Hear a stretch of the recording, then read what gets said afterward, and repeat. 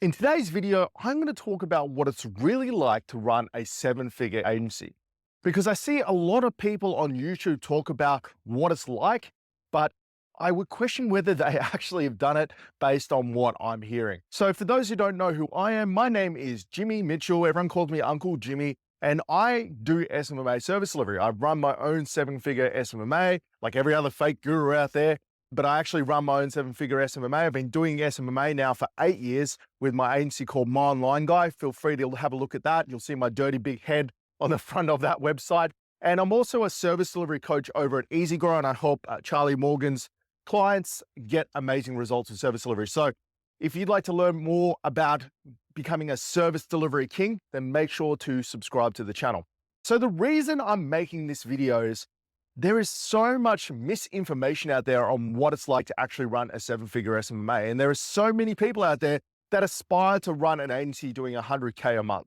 And to be honest, I don't understand why that is. And the reason I say that is because it's not all roses running a massive agency. Yes, I'm in a pretty nice spot, and I'm in a pretty nice spot in life. And a lot of that has to do with the marketing agency that I have. But it has been a hard slog, and it continues to be a hard slog to this day. Even though we have a super efficient agency that's running really well, and I've worked over several years to make it very efficient, it still has its cons, because there's a lot of people that talk about the pros of having a large agency, having cars and women and, like having lots of bank. Yeah, okay, that's the pros. But sometimes there are days where I think the cons outweigh the pros of this. So let's talk about one of the biggest cons, and that is that you are still dealing with clients at the end of the day.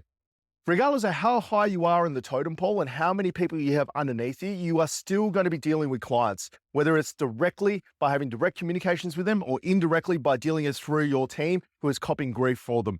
And it's the biggest chink in the armor of any kind of agency-based business is that your primary form of revenue is dealing with clients. And there's no real way around it, because it doesn't matter how good you do as an SMMA and how good a results you'll get. You can never make clients happy forever. And this is something I've learned dealing with over 150 clients at one time, is that you can never keep clients happy forever. And when they're not happy, they become massive squeaky wheels. And when you are trying to manage a business of the scale and size of a seven-figure SMA like we do, it can become a massive spanner in the gears, so to speak, of a finely tuned machine. And it can really slow down the process of what you do. Because right now, the way the agency works is I'm basically like the general on the battlefield. I move a lot of pieces around. I move a lot of, there's a lot of moving parts of our agency, mainly around staff and teaming. So I talk to our operations managers, and our operations managers then go ahead and move the team around and move the team onto different clients and different tasks for the day. Now, you have one client or a couple of clients. When you're at the scale and size we are, it's generally 5 to 10 clients at any one time that aren't happy. When you have that many clients that aren't happy, they just require more resources. And the biggest thing when you have a client that requires more resources is that it sucks capacity out of what you can do for the rest of your agency. So it just becomes a massive time sink, because you're trying to make a client happy and go above and beyond, which is what you need to do to keep unhappy clients happy once they're unhappy.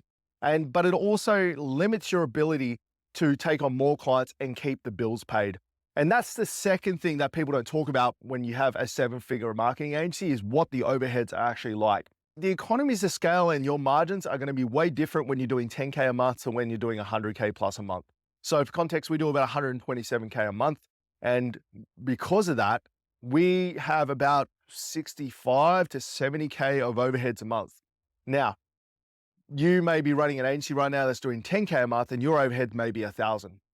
And that might be enough to live because you're making 9,000 a month. But once you get to the size and scale where we are, a lot of your money gets absorbed into labor, because there's just a lot of clients to deal with. Now, you can say that I'm not running my agency efficiently, and you could say that, oh, you should be able to make 70, 80% margin. I would challenge anyone that runs a seven-figure SMMA and runs it properly to show me that they make 70% margin on what they do at over 100K a month. And if they do say that, they're lying. And do you know how I know that? It's because I've been doing this a very long time. So we've tried several different models now to try and increase our margin. And, before, when about 3 years ago, we were running at about a 35% profit margin. And that was enough to make a net profit, and that was enough to make us money and to keep everyone fed and happy. But we started to really tighten up our processes. We let go of a heap of clients. We spent 3 months working on our processes, and we eventually got to the point where we're running about a 50% margin, 55% margin on a good month. And that leads me to the next thing I wanted to talk about is that you are not going to get rich running an SMMA. And I know a lot of guys don't want to hear this. You can make a good income doing it. Don't get me wrong, you can make a good income, but you're not going to get wealthy. And the reason I say that is because there's no resale value in SMMAs. Let's say you had a traditional brick and mortar business like a plumber, and you wanted to go and sell that to someone. If you went and sold that business, maybe an EBITDA of like 6, maybe 5, something like that, because you have fixed assets, you have a client base, and it's a very sustainable and robust business model. But the thing is with an SMMA, it's so easy to lose clients in this space, and it doesn't matter how good your contract is, it doesn't mean much if the client does want to actually leave. You can't really enforce it. There is exceptions to this rule, obviously, but most agencies, you're looking at getting maybe a 1.5, maybe 2 times exit on profit if you do sell. And that is mainly because the client base can easily leave and staff can easily leave in this space, and your whole business relies on labor.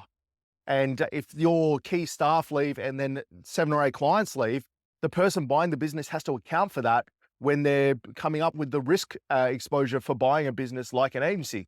Now, there is exceptions to this, and these are agencies that have like a hybrid info course or agencies that have a SaaS model built into what they do. That's a lot more robust because the lifetime values are there. Their service is in actual demand. And no one's going to tell you this. No one's going to be completely honest about this because they're all trying to sell you on the dream of becoming the next $50 million Lamborghini driver by running an SMMA, and it's just not the case. What the benefit of running a large SMMA agency is that I have a team of people that if I wanted to develop anything that could potentially get a higher return on an exit, something like a SaaS product, or if I want to develop out a website or want to build a business, I can do marketing significantly cheaper than anyone else, any of my competitors, because I have a full internal marketing team basically. And that's where the value is in marketing agencies and SMMAs, is that you have a built-in boiler room for your own products that can get you the multiple that can actually make you wealthy. So get you the 10, 20, $30 million exits, use your agency and use the resources that you developed to build out a product that can get you a massive exit, because an agency just simply won't. Now, I will say that they are incredible cash flow businesses. As far as a business that can support a lifestyle that's maybe above and beyond an average lifestyle, agencies are amazing for that. You get a consistent flow of cash into your pocket because generally the lifetime value of clients is quite high when it comes to SMMA. So you can afford to live in nice places, you can afford nice boat and cars and things like that, but you're never going to get 10, 20, $30 million doing SMMA. Because you think about it, if you're taking $500,000 a year out of your agency, because you've got to still keep the lights on, right? Let's say you're taking 200, 300, 400, 500,000 a year out of your agency. You lose half of that to tax. So let's say it's $300,000 a year. To get to 10 million, you're looking at 15 years of running an agency to just get $3 million of liquid cash. And if there's no exit on top of that, that's where most people make their big money. So you're never going to become the next Alex Hormozi running a marketing agency. It's just not going to happen. And that's why you don't hear of many marketing agency owners becoming the next Alex Hormozi. Generally, those people are people that have run an agency and then built something else, whether it's an info course or built something on top to get them those massive returns. And I don't want you to sit here and write off doing SMMA. It's been an amazing career for me. Like I said, I've been doing it for 8 years now, and it's created a life for me that wouldn't